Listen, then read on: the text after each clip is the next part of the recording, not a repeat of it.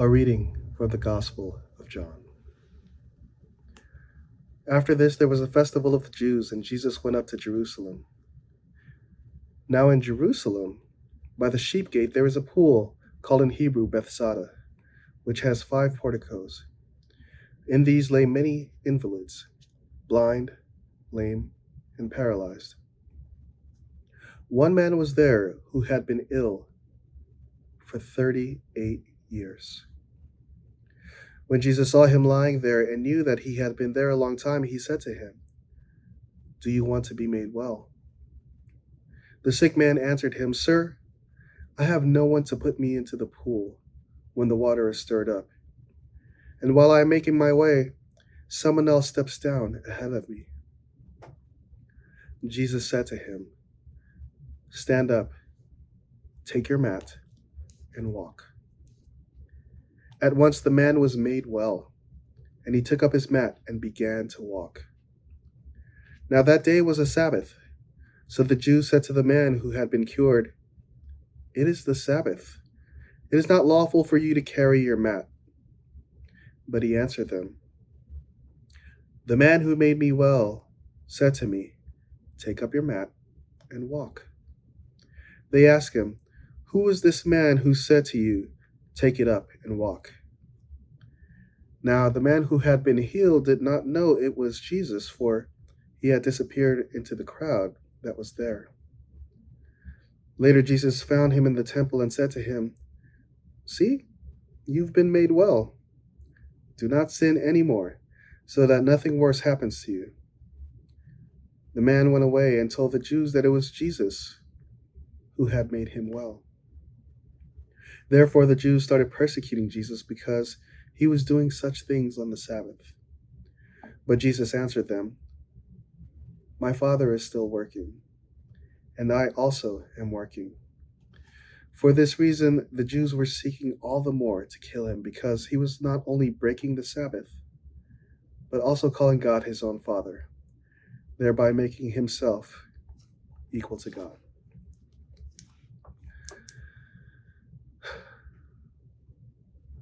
We must always look beyond the surface. A lot of times we don't pay attention, but there's a lot more beyond what we see.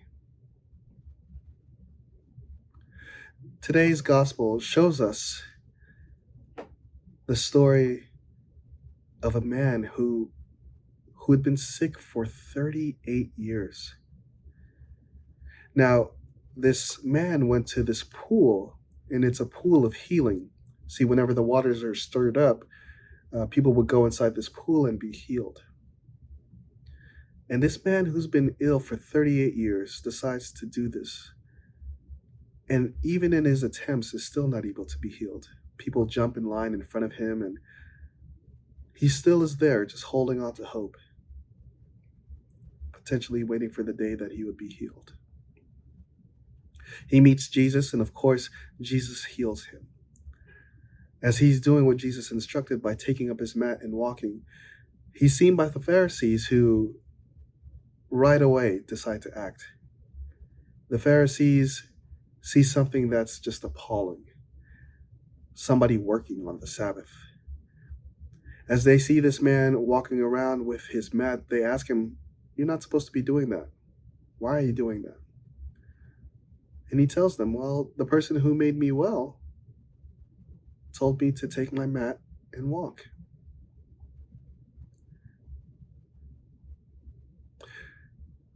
The Pharisees were more concerned over what this man was doing versus who this man was. They weren't able to see, nor did they try to find out who this man was. They weren't interested in knowing that he was sick for 38 years. They weren't interested in knowing that he was healed. Before all of that, they weren't interested in knowing that while he was waiting in this pool, that people kept jumping in front of him, not allowing him to even try to be healed. Jesus instead saw a need. Jesus was able to see that this man was ill and ill for a long time. And even sitting in these pools, saw that this man wasn't healed or had attempted to be healed. Jesus saw beyond what was on the surface, so much that he even talked to this man and got to know him, to find out his situation, to find out his story.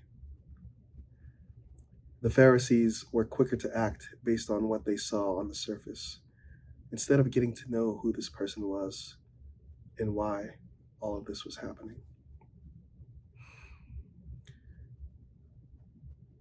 Jesus saw a need, and in that need, he heals the man and made his life different. Now, Jesus taught long ago what we know, that this clearly wasn't a break of the rule. This wasn't a break of the law. And of course, this particular law is our fourth commandment. Respect and honor the Sabbath day. Remember the Sabbath day and keep it holy. Jesus has taught us that in meeting human need and comfort, well, those things don't value the spirit and intent of the law that was created, that was handed down by God. So our fourth commandment in this situation was not violated. There was no break in the law. But the Pharisees, again, were quicker to act on what they saw on the surface. They were quicker to act on what they saw, but it wasn't the whole picture. We must look at the whole picture. We must be able to look beyond just what's on the surface and investigate more and get to know more, to be able to see a lot more than we thought we knew. Even Dr. Martin Luther King, back in the civil rights days, in his famous "I Have a Dream" speech, taught us to do that.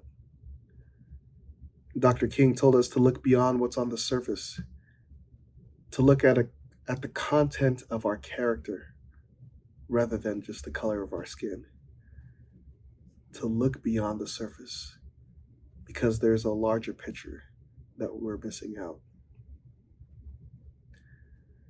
The Pharisees, in the attempt of following the law, were also upset at Jesus because he called God his Father and thought Jesus was putting himself on the same level.